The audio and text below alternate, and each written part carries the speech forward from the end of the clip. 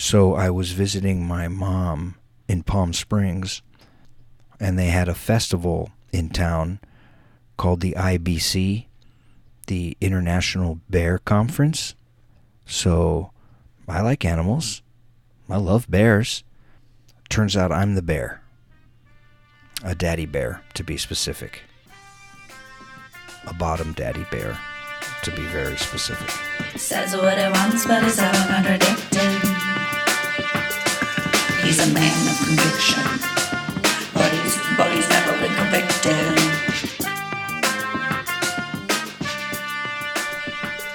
Hello, everyone. Welcome to the show. My name is Matthew Gossin, and I am your host. My next guest is going to be Kira Soltanovich. She has a Showtime special called Here Comes Trouble. She has an Amazon 1-hour special called You Did This to Me. There's a show called Winsanity, a game show on Netflix. She has another show on Fox called Punchline. And currently, there's a short-form talk show called Let's Get Sweat that I am editing now. We're starting the second season. So look for that. Any Tonight Show fans out there might recognize her voice as the voice of Photo Booth, the long-running, successful piece on The Tonight Show. I think she did 48 of those, or 46. Something ridiculous. She was on the show 50 times, she tells me. And we met many years ago, yes. And we've stayed in touch, and she agreed to come to Van Nuys and do this. Let's get right to my interview with Kira Soltanovich. That coffee is so good. All right. We are here with Kira Soltanovich, comedian. You say that so effortlessly. Your last name? Yeah. Well, do you I feel like you say it better than I do. Do people have issues with it sometimes? Yeah. Major. Yeah. I had one guy at the Improv, which is a professional comedy club, and he gave up in the middle and just said, fuck it. He thought that was going to be funny.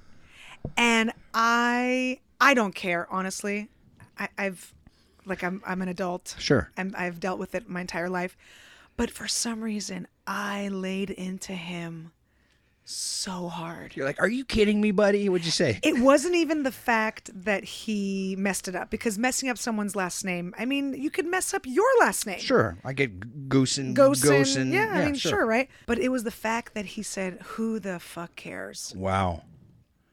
Like these foreigners with their weird multiple syllables. Right. And I laid into him. Because I had one school once. I'm sorry, is there more to your intro? That's it. No, please. I tend to just jump right in. That's it. I had a college that I did out in the middle of like scratch your armpit, Mississippi, somewhere, right? And they're very religious, extremely religious. Right. So before I flew out, they called me and they said, we just want to make sure, reiterate this one more time, that you can't have any, 4-letter words, as they call them, right? No F-bombs. And we're a very clean, squeaky clean campus, and we love Jesus and all this stuff, right? And I go, no problem. I can work clean. That's not a problem. And I kept reassuring them, and they would call my manager, and then they would email me. And then when I got there, I remember they texted me, just a reminder, no cursing on our campus. And I was like, oh, that's bullshit. You're telling me none of your professors are like, what the fuck is this thesis? This is some bullshit thesis. But I go, not a problem. It's not a problem. I get to their school. They have posters up and down the hallways promoting my show. Big comedy show tonight in the, Hail Mary room, whatever. Right. Kira Soltanovich. Whoa. That's how they start. How dare they? They you set you up. That you have like the entire universe in your pocket, that you could Google, like maybe double check. No one stopped before when they were writing these posters to be like, are you sure it's Soltanovich? Are you positive? Well, let's just write it. I'm sure that's her last name. Wow. And so I used my last name the entire time I was on set. As anytime I wanted to curse, I would say Soltanovich. Yeah, that's awesome. Yeah. So that's a little background on my last name. You good? We're good. Are we done? Is that it? No, just No? checking the Oh, time. Just okay. checking the time. Let's talk about how you got into being a comedian, Okay. please. Well, I got in and then I got out. You did, I did. I started doing open mics, which everyone that wants to be a comic should do, right? because that's the number one thing people always ask me. Like, well, how do I get started? Go and just hang out at open mics. You don't have to even go on stage. Just go and hang out and just absorb that. Sure. So I started off, I did like these ridiculous rooms, like this sushi restaurant on Melrose in the back had like a little theater space, but they made you buy sushi first, which is like the most unstand-up food. Like, like, hey, you got to have some nachos before you hit the stage. All right. Or like, these chicken wings. But to sit there and have like a roll of sushi because they made you buy something. It's like a 2-drink minimum. It was, 2-roll minimum. And so I did, crazy, bizarre open mics. And then Columbine happened. Oh, boy. And I happened to go out with some of my, open mic friends. Right. And we were like, should we even go to an open mic tonight? This feels weird. Like, that was a big deal. Unfortunately, we're used to school shootings now. Yeah. But at that time, 20 plus years ago, that was before 9/11. That was crazy. That was like our 9/11. Yeah, that was crazy. And we decided to go hang out, and these comics were on stage talking about Columbine. And yeah, Wow. it was too soon. Too soon. It was a different time. I feel like we were all a little bit more naive back then. But I was so disgusted by that, and I said, "Do I want to? Are these the people I want to hang out with and spend my time with?" So I stopped going to open mics, and I just stopped comedy. And how long was the break? definitely less than a year, like 6, 7, 8 months, something like that. And then in 2000, in the middle of 2000, oh, maybe it was like a year. I don't remember Columbine, but in the middle of 2000, I realized, what am I doing? I'm only cheating myself. Right. It's not like I'm teaching those, douchebag comics who are making fun of dead Columbine kids a lesson. And I realized, well, this is what I truly do want to do. So how about I just don't become that person? And I won't do those kinds of jokes. So 2000, I went full force. Hit every open mic I could hit. Just Every two night. a night if you could. Oh, more, 2, 3. I'd hang out. Even if I wasn't going up, I would go and always end my night like at the Comedy Store, or just, go and hang out. And it became like, then the pendulum swung the other way. I didn't have kids. I wasn't married. I don't think I was dating. I went crazy. Wow. Yeah. You got in your hours fast. It's Yeah. It's like a pilot who just kept flying, and all of a sudden, wow, you had your pilot's license before Yeah. you knew it. Yeah. And I had a day job, which was in television production, Right. which, as you know, can be, on the wrong show, crazy hours. Yeah. They wanted us there at 7 a.m. and we would work until midnight. Was this, what was this? This was a talk show on Fox. It was canceled after the first commercial break. It was so bad. Wow. Actually, it's a show where I met my husband. Oh, okay. You know Mike. Sure. But I'd be sitting in my little cubicle. We were sitting in this part of the office called the Cube Farm. It was just like rows and rows of cubicles, and doing my little factoids for this talk show, and writing and like looking up stuff and researching for the producers. And then I had a set at the Laugh Factory, and I would just sneak out a side door, run to the Laugh Factory up the street. It's only a few blocks away. That's awesome. Go do a set or the open mic or whatever, Right, and right. then run back to work, and they wouldn't even know I was gone. I made it so seamless. It must have felt like you were like robbed a bank and got away with it. In the truest sense of the word, I was moonlighting. That's awesome. I was moonlighting, and I hid it from everyone because I was worried if they found out I was a comic, that they would figure out, like, wait a minute, we haven't seen Kira at her desk. But because no one knew I was a comic, why would they assume, like, did she just go run out and do a set at the Improv, right? She's like, in the bathroom. Right, yeah, exactly. She's lactose intolerant. So they would never even question. And one day in the middle of work, I ran out and did an audition, Uh-huh. which was for a television show called Girls Behaving Badly. Right. I saw you on that. Yep. And I did that audition again, middle of the day, middle of a work day. We're shooting, but I zipped out as fast as I could. Got very lucky because sometimes auditions can be sitting there for an hour or two waiting. Went up, did my audition, ran back to the offices. No one even knew I was gone except for my friend there. And then I booked that show. And that's where it began. And that's where it began. Yeah. And we met on the Tonight Show when you came to be the voice of Photo Booth. Right. In 2005. Right. So, yeah, I was still doing Girls Behaving Badly. I think we were just wrapping up. Oh, no, we had just wrapped up. Yeah. And the head writer, Joe Medeiros, Yep. thought, wouldn't it be funny to just do like this one little, I don't know, what did they call it? Like a sketch or just like a field piece? Yeah, or field piece, yeah. Yeah. They ended up calling me a correspondent. I wasn't really a correspondent, but they called it like a correspondent piece. Because like you came back on a regular basis and Yeah. you went out on the stage with Jay and introduced the bit. But initially it was one right. time. That's right. So Beth brought me in. Right. And she said, I know someone who's done a lot of hidden camera work on this show, Girls Behaving Badly. And Joe just said, what would you do with this piece? And I just did a silly robot voice and I just fucked around with him in the room. And I don't think they even auditioned anyone else. I think he was like, great, we're going to shoot on Friday. And I was like, great. There were a lot of, do you know how many there were? At least. I think there were 48. No. Yeah. Wow. Yeah. I would have never thought there were that many, but I'll tell you why. I kept a little journal. Right. And I did a couple woulda, coulda, shoulda.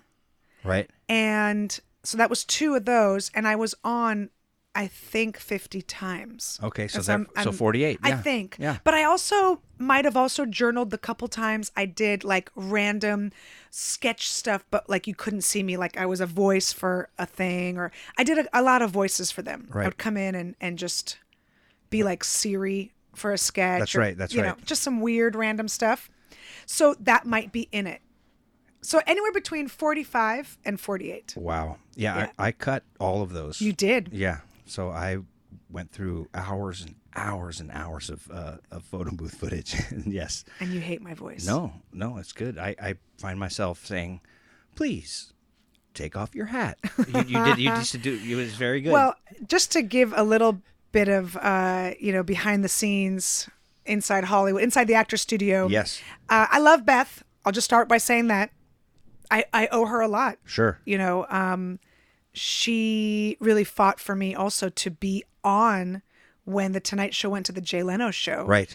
I told them, I didn't demand because I wasn't that ridiculous, but I said I would love to introduce the piece. Yeah. And I did when it was the Jay Leno show, which was great. But when we first started shooting that, she was very worried and she was very nervous about her job. And she would feed me almost every line. Uh-huh. And I didn't like them. So I didn't like them. I mean, I didn't hate them, but I didn't like them. And I remember telling her, I go, hey, we've already done that bit. Can we do something else? She's like, well, they really like it when you make them do animal noises. And I go, I get it, but can I try some? And then slowly, by the end, Yeah. that head writer, Joe, he was not the head writer anymore when it was the Jay Leno show. Right. And now all of a sudden he finds himself out in the field with me doing the photo booth. It's Yeah. like, because they always wanted a producer with you, right? Right. And he didn't understand how it worked, really. He just always saw what the edited piece that you cut. Right. But I remember he was really worried about the things I was making people do or just how far I pushed it. And I said, Joe, there's no crying in photo booth. And it was such a weird, like, flip of the switch, like the shoes on the other foot. Like he was my boss that I was scared of. Right. And I was always trying to impress them so they would keep bringing me back because Right. I knew this is a fluke. They said it's once. And here we are. We've done it 2, 3, 4 times. Like how many more times? Oh my God, 5, 6, 7, it just kept going. But then by the end, or like kind of in the middle, when the Jay Leno show was happening, I was telling Joe how it worked. And I was like, just sit back, relax. I'll do all the work. Uh-huh. And sometimes, were you ever out in the field with us? Never. Never. Okay. Never. No, I no. I remember they put a second camera in, which helped with the cutting. Yeah, then there was a third and a fourth. Yeah, the guy, right, they'd have follow the people outside. Outside. And then, yeah. Kevin was outside. Yep. Yeah. He'd, like hidden on the roof and catching the people going in and stuff. Yeah. Right. And then we had a mic outside so we Right. could hear what they were saying as they were approaching. Right. And the biggest compliment was people would approach it and say, is that Jay Leno in there? Right. Like they don't understand the concept, but Right. they were like, oh my God, it's the Tonight Show. It's the phony photo booth. And it was unbelievable how after 8.5 years, that was more normal than not. Yeah. People knowing. But then I would never engage those people. I always wanted it to be pure. I didn't want to engage anyone that knew what was going on. And we would have to shut the photo booth down. We would have to like put out a sign saying out of order, and they would leave. They'd be like, what? I'm like, yeah, sorry, technical issues. And then the minute the people that knew left, we would take away the caution tape or whatever we had and start fresh. Have to wait for people who hadn't We quite wanted seen it yet. fresh people, fresh blood, fresh meat. Yeah, it was a fun piece. Very fun to cut, for sure. And I probably got more ballsy with you in the edit bay too. I'm sure at the very beginning I was like, "Hey, hi, how's it going?" And then towards the end I'm like, "No, move this guy over." Indeed. No, I don't believe in this at all. What's happening? I got more bossy. When you showed up to introduce the piece, you were, let me have a look at it. Let's see it. Yeah, you I made me would. show you before. I would. And then I got into it with Jim, one of the writers, because speaking of introducing the piece, I wanted to play and have fun with Jay. And they always had me say the same exact thing. And it drove me crazy because people watching at home didn't know. Well, they're making her say this. They probably just thought, does this chick have no like original thought? Like, can she not introduce this piece in a different way at all? Yeah, they very cookie cutter. They kind of want it. They're like, those words worked last time. Let's just stick with them. It's like, all right, but it's a new thing. Yeah. Yeah. Let's see. Tell me about post Tonight Show action. Well, the good thing about the Tonight Show was I always knew I'd be on TV at least, a certain amount of time every other month, Right. which was great. Right. And then the minute that's done, you're like, oh my gosh, because those millions of people would watch the Tonight Show. It was always number one. Yep. So that was 2014, right? Yes. February. Yes. So I was on the road. I had one kid at the time, because as you remember, I was pregnant on it a couple times, Right. which was fun. And I was shooting just a bunch of different things. And then the next year, I had my second kid. Yeah. And now it's over. Now I'm retired. I'm done. You go on the road all the time, don't you? Far from it. Yeah, no, I can never. You can't can stop? Never be done. No, I can never be done. Yeah, I was working. I've always been writing or working on something. Actually, today I'm working on a TBS talk show. I'm sorry, game show. Game show. And today I ran into someone that I had no idea he was kind of technically my boss on another game show that I wrote. Wow. So it's like Small world. be nice to everybody. So true. Be nice to everyone, because we reconnected and he was talking about this game show with Michael Ian Black, and I was like, the easiest game show ever. And he said, that's my show. I go, I wrote on that show. But the reason he never saw me, well, even though I was on set several times, was because they allowed me to write from home. Wow. So I had just had my second kid, sitting naked in bed, breastfeeding her with my laptop on like one of those breakfast in bed TV trays, Right. And I wrote for months, like from home every day. Wow. I was so grateful for that job. Yeah. Because that's like unheard of. You don't need to show up. You can pitch stuff through email and I mean, send I a can show document up, in. but I'm going to have a breast pump attached to me. Do you guys really want that? There are people out there. I mean, you're going to have a lactation room for me. That legally you got to do it. Yes. Yeah. So yeah, I was writing on stuff and working on stuff, and I've been on game shows like as a sidekick. Right. I've been behind the scenes as writer, consulting, producer person. So I'm kind of always working on something. In fact, you're going to leave here and go. You have a set in Pasadena tonight? I do. Yeah. Yeah. That's awesome. I did stand up one time, and then it went okay, and I thought I should go out and do some open mics, and I have not. No, you have not. No, I got to do it. I will. Do it. Well, here's the thing. You don't have to do it. You know what I mean? Like, if it helps. becomes sure, if you want to do it for fun, but if it becomes like I have to do it, like, I'm willing to not tuck my kids into bed to go do a set. Like, it's a problem, really. If you look at it from like an outside non-Hollywood eye, like, oh my gosh, you put stand-up before your children? Yes. Yes, I do. I do, because I'm recording a new album, not shooting, just recording, with 800 Pound Gorilla. I don't know if you've heard of them, but they're fantastic. And they produce a lot of comedy albums. And that means I have to have a set every night of the week, minimum one. And every night this week, I have at least one, sometimes 2, 3. On Saturday, I have 4 spots. And do they vary in time that you're given, or do you always do like 15, 20 or something? When I'm working on new jokes, I'll take any time I can get. Is there a minimum that you're like, I'm not coming out there for 3 minutes? Well, nobody gives. No, that's ridiculous. 10? Is that You'll do for 10? 10? Yeah. 15 is 10, preferred. 15. Yeah, 10, 15. 10, 12, 15. Sure. Yeah. I mean, last night I headlined the Comedy Magic down in Hermosa. Oh, right. And it was a beautiful, like, 35-minute spot. I mean, it's just like the perfect amount of time. It was, I feel like Trump right now. It was perfect. It was beautiful. It was perfect. It was a beautiful set. Yeah. I was perfect. My jokes were beautiful. All my jokes were perfect. The audience was perfect.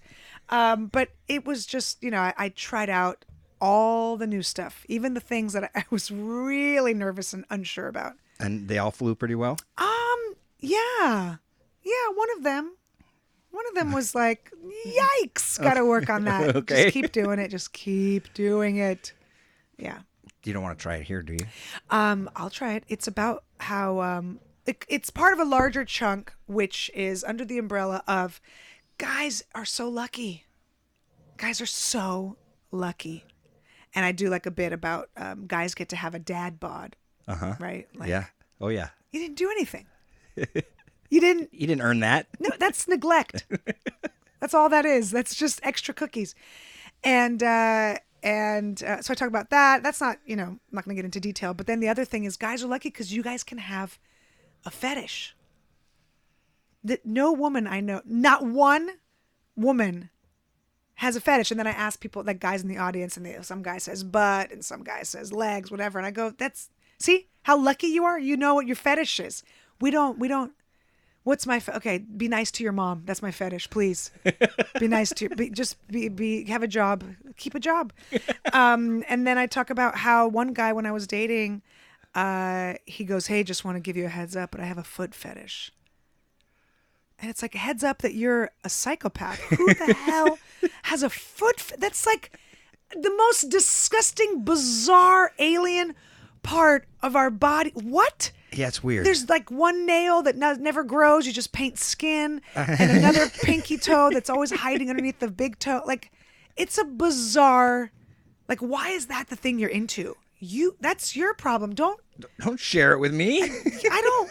That's so gross. Like, now I have to make sure that my feet are up to standard. The thing that you walk on, that you beat the pavement, literally beat the pavement with, has to be like up to your fetish like levels. And I just, anyway, so there's more to it, but like every time you about to have a date, you have to go get a pedicure. It's ridiculous. It's disgusting. It's like someone saying like, don't forget your elbow jewelry. What?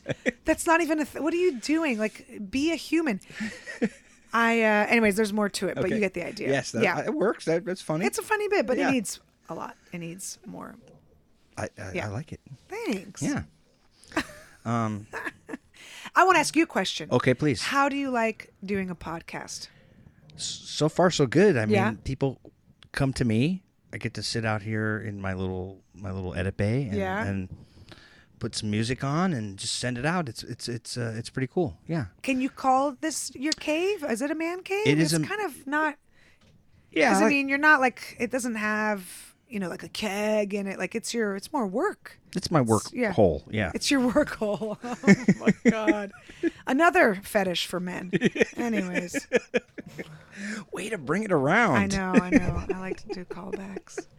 Yeah. So If you listen to the first episode, I explain why I'm doing this, and that's because a friend of mine told me he was producing a podcast for somebody, and he said, can you take over for me? Because I'm too busy. So I started producing this podcast for somebody else. So these are his mics and stuff. And so I had the infrastructure, and I just said, well, I'm just going to do it. I mean, might as well. so they come to you to record? Yeah, right here. Oh, nice. Yeah. Okay. Which podcast is it? It's called Do Tell Ray. It's the NFL edition right now. These high school kid and Ray Oldhofer are talking about the NFL. They break it down. Personally, I just phase. I just glaze over when they're talking because not my thing. You're not into it. But I make sure the sound's right, and then sure. I send it up, and I get paid for that. And nice. Yeah. I sometimes will listen to a podcast with my kid, with my 8-year-old. Yeah. There are a ton of podcasts for kids, and there's this one guy who does bedtime stories. But we listen to it like while we're driving. Sure. But it's so bizarre because he picks like famous people in history. Yeah.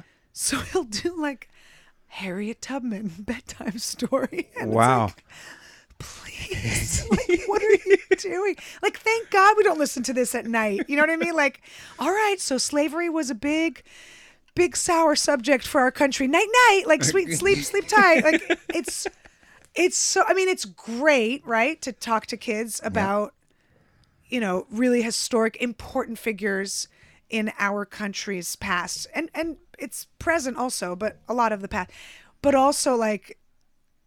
Please don't be a bedtime story, because a lot of them are tragic and they end, and he's very factual. Like, we listen to Amelia Earhart, and so it's a beautiful story, right? It's perfect. It's beautiful. But it's like an amazing story, and how she's so triumphant, and she flew across the world and did this and that. And then he goes, but on her last flight, she didn't make it. And Good night. It's just like it is important, but at the same time, oh my God, all these people die. And then lights out. Yep, good night, sweetie. Enjoy your thoughts. Tell me, do you have any like wacky stories when people like who are nowhere near connected to this business ask you, what do? Do you have any? And then you can have like this one time you'll never believe it. Like Grace Jones peed in the back of my car. Oh, that's right. So like that's a good one I always bring up. Do you have anything like that? I have a lot. So who's the little guy that produces movies? He's really little. God damn it, his name just jumped out of my head. Small man, Jewish. I'm going to look it up right now. Okay. I went on a job interview to be his assistant because before The Tonight Show and Girls Behaving Badly and all that was my day job, was to be celebrity assistants. Right. Okay, so I was told that because he's so busy, let's say the meeting was at noon. Right. They said, be prepared. He might not see you until 2. So he might be there, but a call comes in, and then someone comes in with, casting questions, and then he has to run out and do something real quick, and then he'll come back, and then he'll have a quick meeting, and then blah blah blah will swing by. Like, they told me, they said bring food, bring what? Yeah, they said bring books. This is before smartphones, so that makes sense. Right now, no one would say that, right? I listened to them because they were like, just be prepared. So I show up to his house in the Palisades, really close to where O.J. Simpson used to live. Right. I'm going to look it up right now. Hold on. Oh my gosh, it's going to drive me so crazy if I don't find it. But anyways, I show up to his house. It's beautiful, right? Up it was like the Palisades Brentwood area. Anyways, doesn't matter. And I have like 3 bags with me. It looked like I was moving in. I brought books. I don't know why I brought more than one. I brought snacks.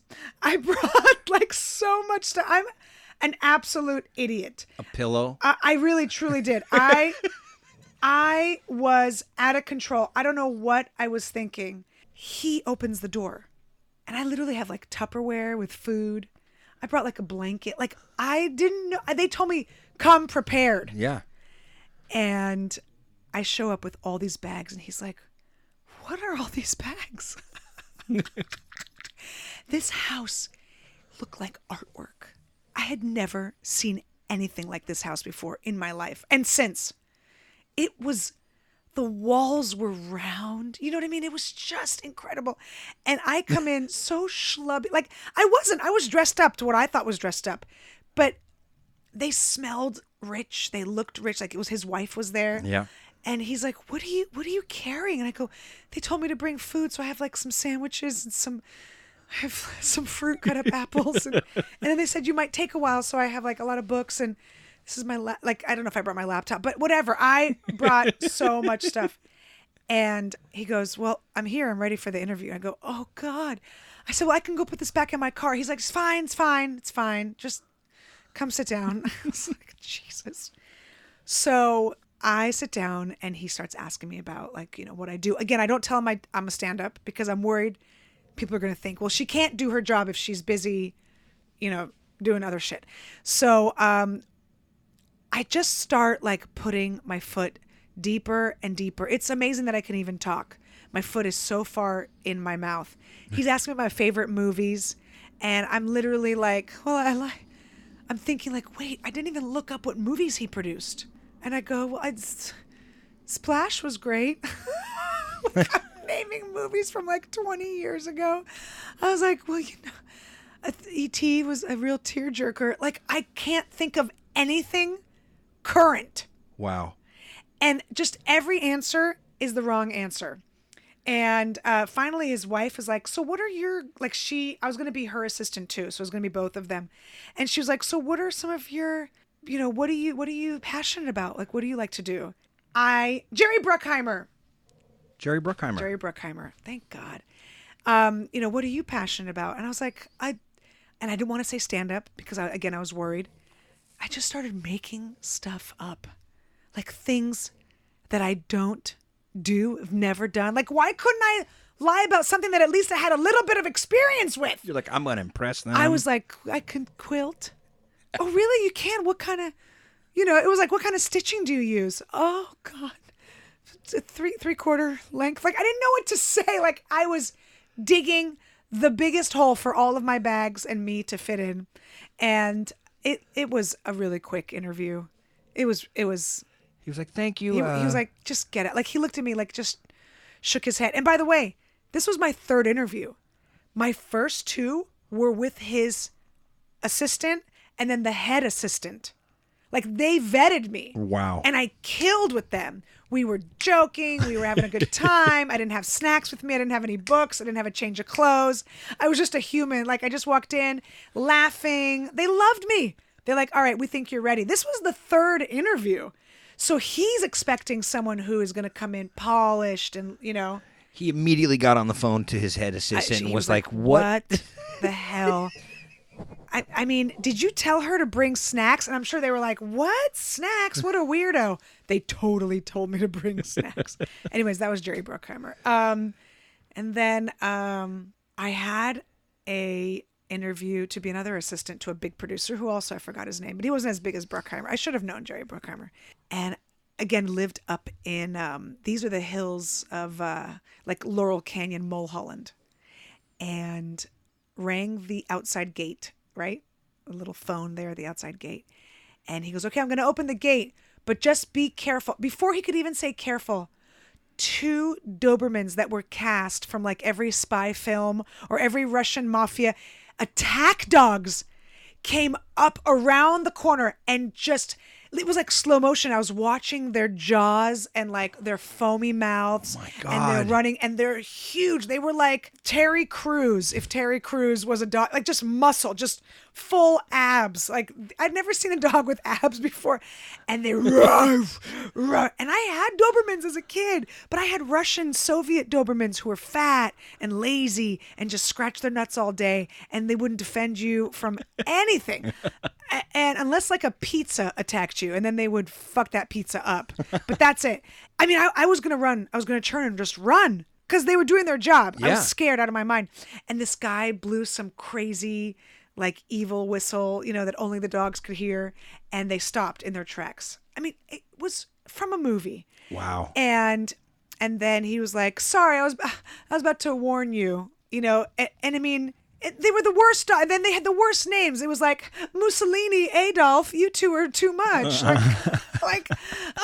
Heel, boy, heel. And I was like, I got to get out of this interview. I got to leave right now. And I couldn't. I was stuck. So I walk over and he has like a little side guest house. That's his office. He goes, well, I'd love to see how you work as an assistant. Do some assistant-y things right now. Let's see this is your interview. Do some assistant-y things.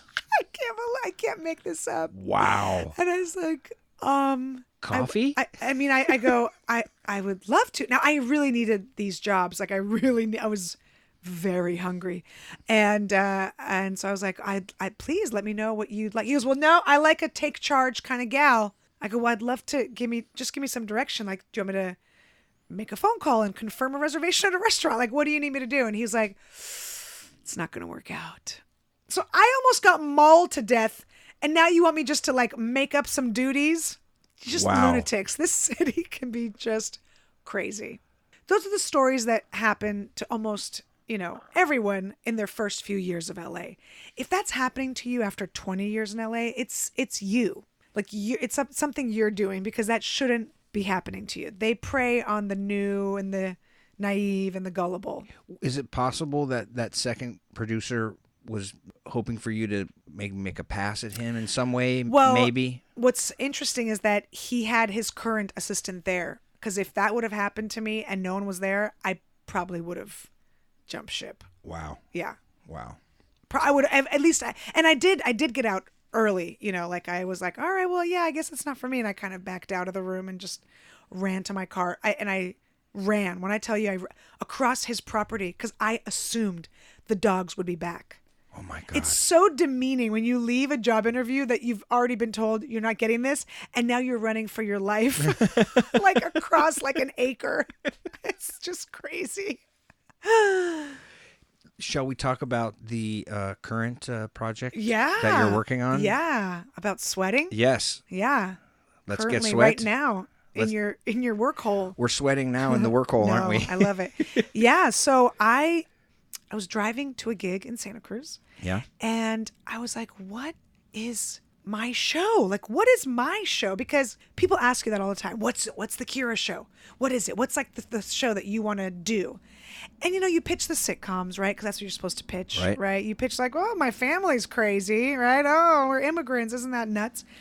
But really, my show, I knew, had to take place in a sauna. I just knew it. Like, in my heart, I was like, this is my show. I have to be in a sauna because I was raised as a Russian immigrant from a very early age, like maybe 7 or 8. My mom started training me on how to do Russian banya правильно, which means correctly. Uh-huh. And it's become a 100% part of my life. So I called my husband from like this drive, down from Santa Cruz to LA. And I said, okay, here's the show. This is the show I want to do. And I was so excited and so jazzed. I talked to, comics, celebrities, fun people, big names. It's a talk show. It takes place in my sauna. I'm not, quote unquote, wearing any clothes. I have Russian vieniki, which are these brooms where I beat my guests. And it's like the tone of Between Two Ferns. But instead of really being mean to my guests, I'm my mom. And you're sweating. I pitched it like in a minute like that. And we're sweating. Yeah. And he was like, all right. That's how I know I married the right person. Because he's like, okay. And we shot 5 of them?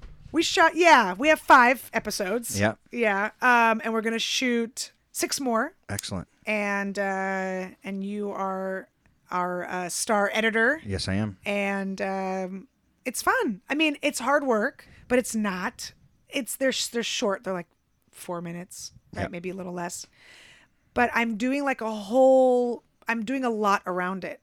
So it's taking me a little bit of time because I have to like gather my pennies up. But I think I told you I hired like a social media publicist person, and I'm awesome doing a whole new website. I got new pictures done. I'm not rebranding necessarily, but I'm kind of leveling up with my brand. Yeah. So it's going to be ready to go. Yeah, I mean, you gotta pay for that stuff to make it happen. You That's do. for sure. That's for sure. You yeah. do. It's Yeah. a business. Yep. That's the thing with comedy. You don't really like sit down and take any kind of business class or even. I mean, comics just sometimes get paid in cash. They used to get paid in cocaine. I mean, we're like the cowboys of the entertainment world. You know, it just kind of happens. Like for us, we do a gig and then someone else sees you and goes, "Hey, do you want to do a gig at my bar?" And then someone else sees you and then it's like, "All right, you know," and then like we just kind of piece together our career. So we don't really learn the business side. Now, some people are lucky. They can tell jokes and they can do an Excel spreadsheet. Mazel tov. That's not me. I need help. Yeah. I need outside help. Mike kicks in with that, doesn't he? Mike is way more, Organized. savvy Yeah. in that world. Yeah, he's great. And he brings his crew in from his production company. You know, we have their camera guys and producers and the equipment, cameras. Yeah. Like, yeah. That saves a bundle, doesn't it? Yeah. So, but it's fun. It's called Let's Get Sweat. And I will put the links on my website so people, if they want to go to manofconvictionpodcast.com, we can, when her episode airs here, you'll be able to look at them. Yeah. Yeah. Cool. Well, Kira, thank you so much for Did being I here. do it? Did I do it with conviction? You did. Okay. You did. All right. We covered everything you wanted to cover? I think so, yeah. All right. Yes. Thank you so much for coming. Thanks, Matthew. That was Kira Soltanovich, braving the Van Nuys traffic to come here and spend some time. She always cracks me up. Very funny woman. You got to look out for Let's Get Sweat. She plays her mother, and it's very funny, much like Between Two Ferns, but in the sauna. Next week, Joe Medeiros, head writer for The Tonight Show, amazing musician, documentary film director, and pretty cool guy. And got a job with Jay Leno by being persistent. And it's a very interesting story. So please tune in next week. Check me out at manofconvictionpodcast.com. Send me an email at manofconvictionpodcast@gmail.com and check me out on Instagram at manofconvictionpod. Ciao for now.